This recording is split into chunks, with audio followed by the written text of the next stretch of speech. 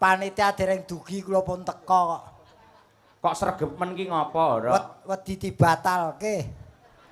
Apa sampeyan ya akeh pengalaman sok batal ngono kuwi? Alah ngoten wong jenenge nasib wong ki ana ning dhuwur ana ning ngisor. Ning dasare teko Gasik ki tamba kangen, Mas. Kangen karo sapa? Iki tenan lho ditanggap rene meneh ki umurku ki bali 5 tahun kepungkur. Kok iso ngono? Mergo terakhir wayangan ki tahun 2019. Sadurunge pandemi ya. Sadurunge pandemi iki wayangan meneh lagi saiki. Biyen ya aku karo awakmu to Gajeke. Sik. Sampeyan terakhir 2019 bar kuwi terus corona to. Heeh. Apa mergo wayangan apa iki pelawake garing terus akhirnya dadi pagebluk ngono ya? Gareng ki pengaruhe ora pati banter. Sing pengaruhe banter kuwi dalange, Mas. Kowe kok nyatek-nyatek wong. Ning nggih matur sembah nuwun iki dumateng para punggawa ing pabrik gula Rame Gedhe niki pun dan PG Rejo Agung. Rejo ki Rame Agung ki gedhe. PG Rejo Agung ki Rame Gedhe. Oh iya. Iki ning dawuh sing tak tampa, sing jenenge perusahaan terus kampung utawa wilayah jenenge wong ki ra entuk dibasake. Nah, iki mulane tak basake supaya wong ki ngerti bahwasanya selain Rejo Agung kuwi ana apa ki tembung liyane. Mergo saiki tembung-tembung ngono ki wis do ditinggalke. Oh, ngono. Nah, dadi kosakata ki semakin tipis mula kudu didudah meneh. Nggih. Sing menjadi catatan saya iki lho. Apa, Mas? Lho kowe iki wis diparingi rejeki rene lho. Kok isih mau mbok utarakan isi ana apa peringatan wayang dunia. Heeh. Terus kowe rene. Heeh. Ketoke sajake kok kowe gelo. Gelo piye to?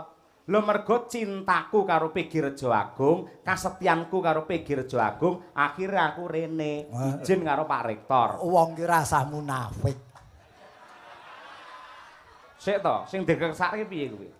Ya cinta oke. Nganu kene ku ora titik berate iki mergo kowe rene iki mergo kowe ditanggap. Ditanggapi hubungannya karo apa? Hubungane yen kowe ditanggap tegese kowe ning kene lak ya wayangan. Betul. Kuwi padha karo kowe ya mengeti hari wayang dunia. Oh iya. Ngono. Dadi hari wayang dunia kuwi yen sing apik ora mung neng kampus wae, ora mung ning Solo wae, ning seluruh dunia khususnya Nusantara. Betul. Memperingati hari wayang ki pas. Nah, lah saiki padha-padha iki sing diperingati hari wayang sadurunge ning Rejo Agung ki ya. Heeh. Wayang kuwi kowe lak dosen kowe. Iya. Saiki tak takoni wayang kuwi apa? Wayang kuwi wujude kabudayan tinggalane para luhur sing nyatane wis direka digawe sak becik-becike dening para waliullah satana bisa eksis nganti jaman saiki. Terlalu panjang tidak tepat sasaran. Menggawe Pak D Gareng pripun? Wayang itu 6 huruf W. Warisan budaya dunia. Oh iya, mergo sing entuk penghargaan saka UNESCO. Ya. Ada banyak unsur seni di dalamnya, ya ora? Seni rupa, tari, sastra, teater. Itulah wayang. Yang iki Y to. Yang peruntukannya untuk siar apapun. Adapun dulunya lebih dipopulerkan oleh para wali. Betul. N. Nama dan jenisnya macem-macem. Ono wayang kulit, wayang wong, wayang golek, wayang klitik. Terakhir G. Gamelan sebagai pengiringnya. Elak tenan lagi. Jane asline dosene iki aku. Lah ya ngono ki janjane lek otak-atik gathuk kosek saiki urung rampung perkarane. Iki lak dalam rangka ya kuwi tasakuran tutup giling tahun 2024 sing ditindakake dening PG Rejo Agung Baru Madiun sisan gawe ulang tahun PT PG Raja Wali 1 yang ke-70. Mungguhe Mas Gareng, PG Rejo Agung Baru ki kepiye? Yen PG ki wis singkatan tegese pabrik gula. Rejo ki iki nyeritake kahanan bengi iki. Rejo Agung iki nyeritake kahanan bengi iki. Rame. Ha. Reki regeng gayeng anggone tasakuran. Jo Jaga supaya prestasine tetep kaya saiki bahkan melebihi tahun-tahun yang lalu itu tujuane. Iya. Amin ya rabbal alamin. Anggelar wayang kulit hiburane kanthi dalang ki Cahya sapa jenengmu? Mbuh. Melu bengi ora apal-apal ora. Kun mau. Kun tadi. Lah ya tadi ki mau. Oh iya. Cahya kun tadi. Kuwi mau A. Terus Gung. Gung ki gunging panuwun katur panitia mergi wayangan dalu niki enten garenge saking Semarang. Garenge kaya menteri katut, Dara. Lah iki wis tak jagake nggo lebon kendaraan lho Mas iki tenan. Aku ki tenan iki kewahyon ya kerejeken matur nuwun nderek bungah niki nggih barengi ulang tahun apa ki? Ulang tahun PT PG Raja Wali 1 yang ke-70. Aku ki seneng ngotak-atik ning tak mungguhke karo situasi dan kondisi. Maksudnya piye? Iki lah HUT, yen HUT lumrahe wong ngarani Hari ulang tahun. Tegese ki jane ana dhewe. Maksudnya? HUT ki H itu hanya diperingati 1 tahun sekali. Betul. Mergo yen 5 dina sepisan kuwi weton. Iya, pasar kuwi ya. Iki sing luwih penting kowe kudu ngerti. Umurnya bisa bertambah tapi bisa berkurang tergantung yang diulang tahuni objeke. Maksudnya piye kuwi? Yen sing diulang tahun tuh objek hidup tegese bernyawa itu berkurang karena ada batasnya. Tapi kalau seperti misalkan PG kene, kuwi diulang tahun ini bertambah. Nek yen menungso kuwi berkurang mergo wis duwe jatah dhewe-dhewe takdir. Oh iya, T terakhir tetap harus disyukuri semuanya karuna ilahi. Loh, PT PG Raja Wali Ra. Ayo. Raja Wali ki kene kita. Ini di bawah naungan Raja Wali. Ora ngira. Iki omong pembatang iki mau. Lho, lagi jare kon bedhek kon nganu ngutarake. Iya. Raja Wali ngarepe Ra. Iki Raja Wali iki lak sing menaungi PG Rejo Agung. Betul. Ra ngira PG Rejo Agung iki wis nanggap kok Raja Wali durung. Kowe aja nyambluki ngendi-ngendi lho ora. Raja Wali 1 iki membawai PG sing ana ing Jawa Timur kaya krebet karo Rejo Agung kene. Wis ora iso tak terjemahke wis. Lah ngopo? Kowe lagi sak suku kata wis kakean protes. Wong mikir ki nganggo energi, Mas. Ya wis aku ora arep mancasi. Ora piye mau ora? Ora wong pinter ki ora kena balik meneh ki ora kena. Wis kene wae, Rejo Agung baru mapane ana ing Madiun, Ayo. Maki masuk wilayah Jawa Timur. Iya. Dipimpin wali kota yen kota, bupati yen kabupaten. Untuk ya iki untuk budaya nomor 1 Madiun. Wah, iya. Wes, kapan iki sing kepilih? Paling ora ya Pak PJ lah. Ya wong paling ya wong dhewe iki apa-apa mung isane ndongake, Mas. Nyuwun nggih. Nyuwun. Dadi lah iki sing diarani apa simbiose apa kae Mas? Mutualisme. Saling menguntungkan antara PG karo petani. Nah, iki mula hasilnya ya seperti ini. Gula iki gula. Gula ki apa? Penyakit. Lah piye? Tak omongi ya, iki yen iki real ya. Iki kesehatan ya. Piye? Wong lara gula kuwi aja banget le nyirik gula. Sebabe Karena gula itu juga dibutuhkan manusia. Kalau tubuh tanpa gula itu akan drop lebih bahaya daripada kebanyakan gula. Betul, bener. Mula wong Jawa duwe pepatah sak madya kuwi ya kuwi intine. Nah, mula ki jenenge gula. G iki gawene ning pabrik.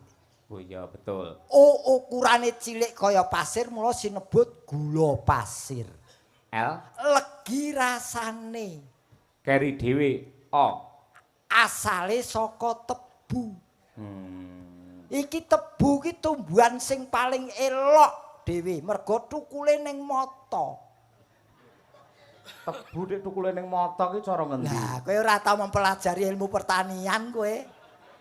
Kok iso ning kuwi gek matane sapa sing gelem ketukulan kuwi lho? Ya matamu barang kuwi. Kok matane Kuwi ditakoni tenanan kok ya. Matane tebu kuwi. Tebu ki nandure setek. Tukule ning mata ros-ros tebu kae ana matane tukule ning mata kuwi. Lha wong kene iki bekas mandor tebu kok. Mandor apa maling tebu? Lah ya bareng dipecat terus maling kuwi aku. Lho kuwi lho memang bener gitu. Iki ora gojek. Nggih. Dadi tebu ki wae. Makane apa ki sarwa menguntungkan. Heeh. Sarwa menguntungkan petani dan pabrik sini. Mula ndongake sesuai dengan usianya yang 70 tahun. Tujuannya untuk pabrik ini semakin maju dan berpenghasilan yang maksimal bisa tercapai. Amin, amin ya rabbal Nol, alamin. nol kuwi modalnya itu angka nol kayak Mas. Angka nol ki berkesinambungan bersatu, sak garis ning bersatu. Modalnya untuk menuju itu adalah persatuan antara pabrik dan petani tebu. Wah iya. Oh. Mula pikir jagung bisa mendapatkan kesuksesan ya pancen nggunakake kekompakan saling sinergi kuwi lho Mas Gareng. Apa? Sinergi. Oh sinergi aku ngerti, sinergi ra ngerti aku. Tak golekne kanca Mas Gareng. Aja. Lah ngopo? Kanca yang rayu wegah aku. Loh, kowe iki piye? Sak rat iki ayu kabeh iki piye to kuwi? Lho ayu kabeh to? Ayune ayu kabeh wong jenenge wong wedok. Heeh. Ning iki Terus? dibagi rong bergodo. Maksude?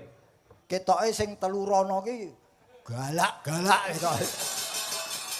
Mula didekek pinggir lek nek penonton nakal kari nyatek ngono lho. Tapi terus terang Mas, Apa? saya didepono wong wedok sing kaya ngene iki nuwun sewu. Mereka memang baik. Tapi lebih baik yang ada di rumah itu. Bojomu? Lho iki nuwun sewu. Wong iki penilaianku kok. Ya boleh, iki boleh, objektif boleh. lho Mas, Ya, objektif. Mergo bojomu streaming ya ki ndang. Nah. Ah iya. Nggih. Saya tetap memilih yang baik. Heeh. Walaupun ada yang menarik. Betul. Padha karo aku. Aku wis ndhi ngelmu.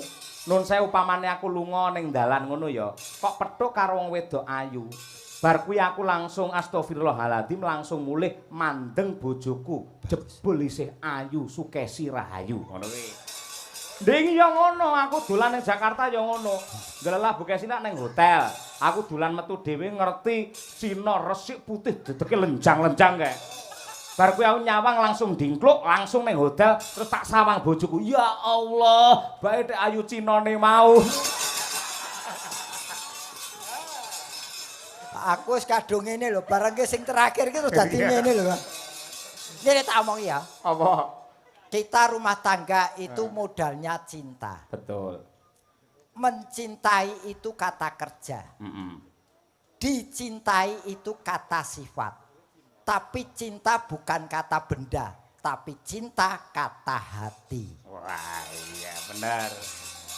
Maknane mencintai, iki lho Mas Gareng. Apa? Mencintai tidak hanya kita tidak menyakiti orang yang kita cintai, namun bagaimana keikhlasan kita menerima rasa sakit yang diberikan oleh orang yang kita cintai. Itu maknane mencintai. Ya. Apalagi kanggone wong lanang ini.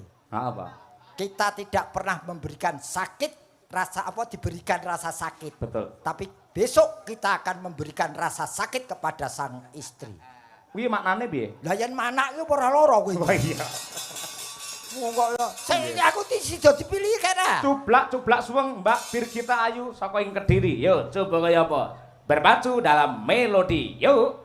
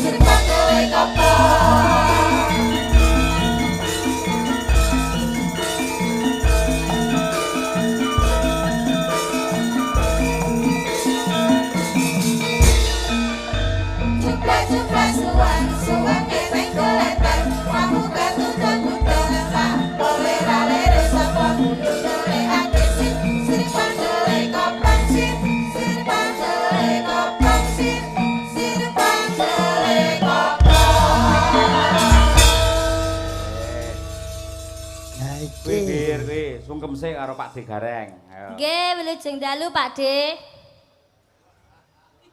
Ya, wilujeng dalu. Ya sampean kan wis kaya Pak De, dadi ya aku wajar nek nyeluke Pak De ya to. Ya wis kono. Aku Aja agak ngono. aku ki diundang Pak De iki masaku kaya sumedot ngono lho rasaku ki. Lah nyapa kok pedhot Yo barang? paling tidak ki supaya lebih gaul ki Om. Ya, piye masa kaya ngono Omi ya nek kaya Om Noval, Mas Noval nek Om Noval. Sampean Omi Kung paling. Oh, noval ku ya Om Pimpah kuwi kok. Wong ya ning ora apa-apa. Gedhe pangapuraku sing baku nadyan jabamu kaya ngono ning jeromu tetep ngajeni wong sing luwih tuwa. Nggih, lha nggih to Pak De. Kan ya Nduk, sadurunge selamat ya atas kelulusannya ya. Nggih, terima kasih Pak De. Hadiahnya apa?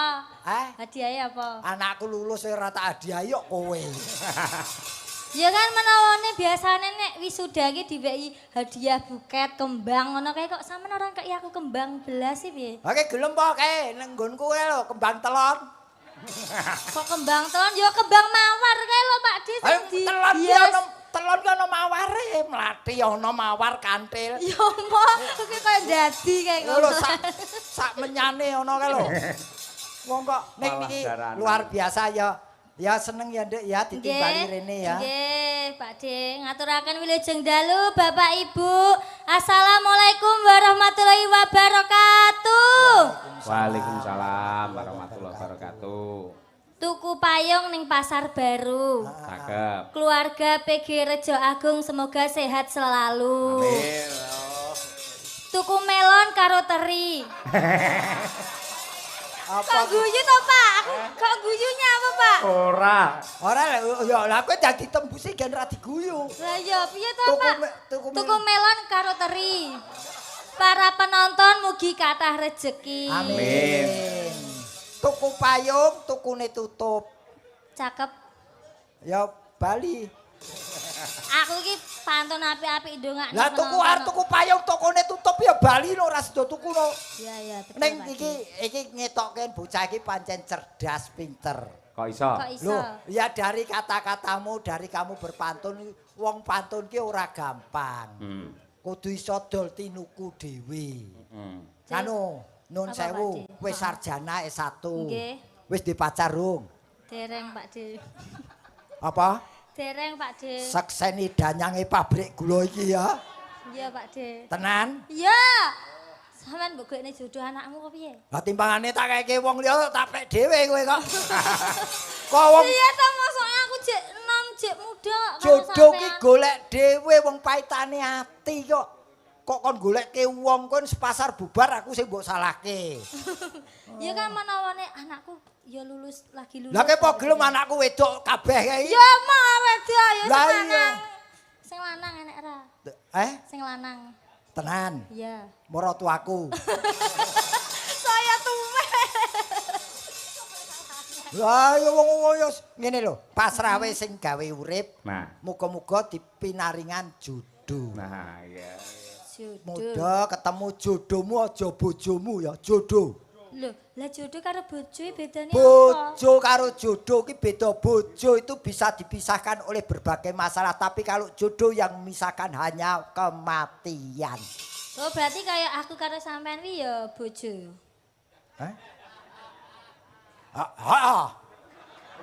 Pokoknya aku yang garis badi, piye carane pisah? Waduh. Lah ya kayak aku karo Pak Yoyok kuwi ya bisa bojo. Bisa. Bojo dalam panggung. Oh, ngono. Iki Iya, panggung, ngene iki bojo harus setel ya sekata sejalan. Heeh, Pak De. Neo, kok anggere wis dadi aja piye dhewe ya, Nduk. Napa? Mesake natah sing nyungging. Iya. Wah, kuwi setia karo Madangkara luar biasa. Ora nate pamit bocah kuwi. Kecuali usuk tanggal pira? 8. 8. Nggih. Iki lho Nduk Birgita ana nawala dumateng Bapak Dalang Cahya Kuntadi. Kula nyuwun gending utawi lagu Podang Kuning. Ha nggih. Sampeyan mbanjeli genduk Umi ra apa-apa ya sing dikersakne jane Nduk Umi. Ning gandeng Umi nembe berhalangan wingi bar kecelakaan. Napa dengkule niku ora kena ditekuk sian. Ha iya. Ya mbok ora usah dienggo. Nggih. Menika saking kula nenggih bapake Pak Nopek Novian. Nggih. Ya diaturake podang kuning dening Mbak Birgita Ayu. Ya Nduk, dibawani Nduk. Nadyan wujud temong peksi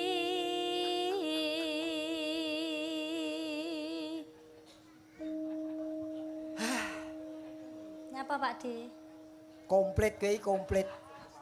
Pinter, ayu, bawaan apik, gampang diapusi. Ojo to Pak De.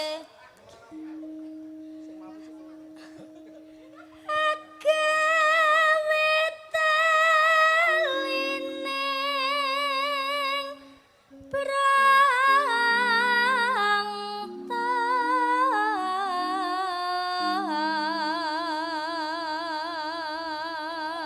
Bir gayane Dalem. karo ngrayu Pak De Gareng ngono lho ben panjenengan gen awet enom ngono lho ya. Oh, ngono ya, Pak. Ah, iya. Kang Mas Gareng ngono, Pak. Yo aja. Lah pripun, Pak? Kang Mas Jawil Kasut ngono. Jawil Kang. Momah mumet aku dikasut terus. Gareng kok jawil kasut. Kakang Mas ngono juga. Kakang Mas, dari angka 1 sampai 10, aku hanya memilih angka 7, Kang Mas. Kok bisa? Kok 7? Kudune ngono. Lah ya kok bisa 7 ukuran 7 lho. Kok 7? Karena tujuanku menjadi istrimu, Kang Mas. Gelem, Ngapa to, Reng? Pak De? Ah, Gelem. emah. Mau lho, Pak. Ndek bojo kaya ngene nyekake umur. Kok iso? Alah kowe ndek bojo ayu nom ngene mlaku-mlaku ning pasar senggol wong ning bathuk cekut-cekut. Engko didemek wong ning sirah ngelu. Wis iki pokoke ora wis aku wis trima aku wis. Aku tak sing model ngene-ngene iki wae. Iki senggol jerit doan. Singgol misuh kayak kuwi. Ora. Aja dadi atimu. Nggih. Pancen kowe sing tak enteni. Ayo tutukno Yayi. Lho iki lho Pak De. Kok Ya, udan? yo. Halus manis nengsem make hebat ya Pak De pikir jagung ki membagi-bagikan makanan ya Nggih. toh. Dadi nonton wayang karo cemilan. Wis entuk hiburan, ya wis entuk kabeh entuk iki. Dadi nanggap wayang ki ya berkah tinggi semuanya nggih to Pak Nggih, De. amin. Nano. Ya Bir. Wasawenggen kung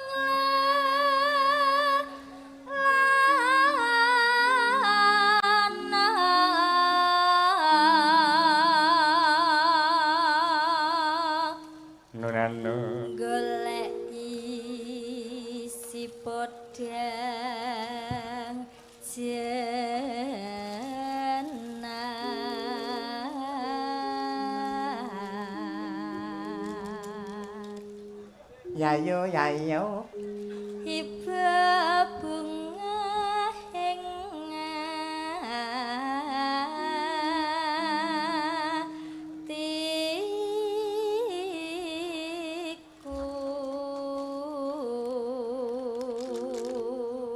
hatiku nyanding bisa dadi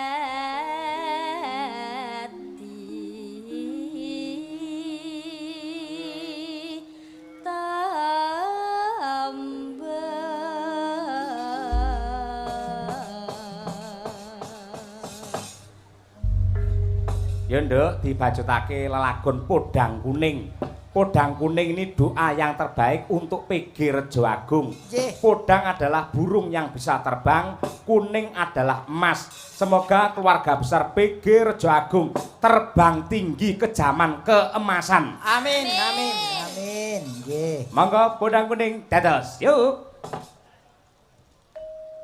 esuk awane ngemah wis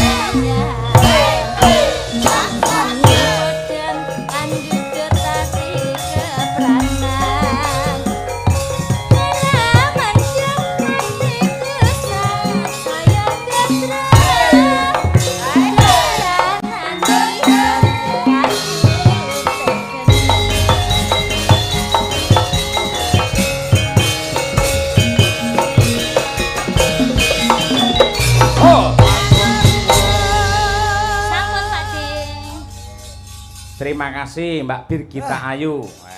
Aku ki sangger nangguri cah nom-noman ngene iki ora wani ngepol-ngepolke. Lah ngapa? Ya pedhot mah kalah ke umur. Oh iya. Nadyan tuwa aku ning yen nggon stamina tetep kalah. Wah, iya. Mula ya sak madya wae wis. Jenengan wis mangsani wis sepuh ya Pak Gareng? Ya ora. Lah kuwi jare staminane kalah karo sing enom. Lho ya stamina ki ora perkara nom karo tuwa. Kadang wong nom ora tau olahraga staminane ya gampang drop. Oh iya betul nggih. Sik iki bintang tamune kejaba panjenengan sebagai penggembira. Terus Kersane panitia iki golek warna baru sing kira-kira ki urung begitu diketahui oleh kalayak rame. Ning yen ning TikTok iki bocah iki wis virale ra umum.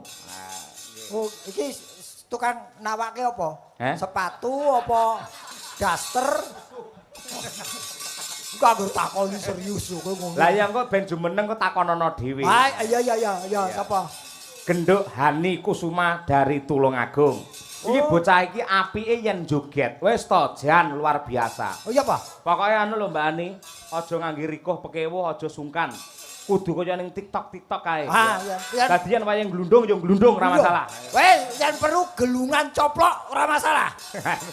Kok temu malan kuwi engko. Ha iya ya ora nganti ngono ah. Pelok Mas Dar, ayo coba. Gandeng bocah iki saka Tulungagung yo ngaturake jaranan Tulungagung disupport jumenenge. Pur bareng yo kanca-kanca. Nangis sajroning atiku. Ayo Mbak Hani Kusuma.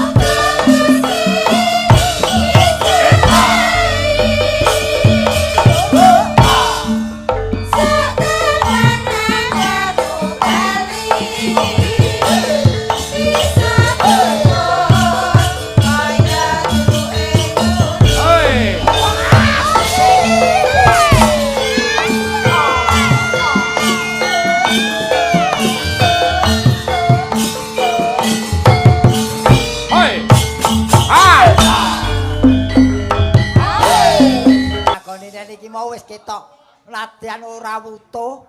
Iki mau wis ketok yen jogete luwes. Sajake wis setel karo pengendange Ranto iki kendangane memang Ronta-ranto. Sing ngendang cah nom jenenge Ranto. Sinten ta namine? Suranto ya. Suranto.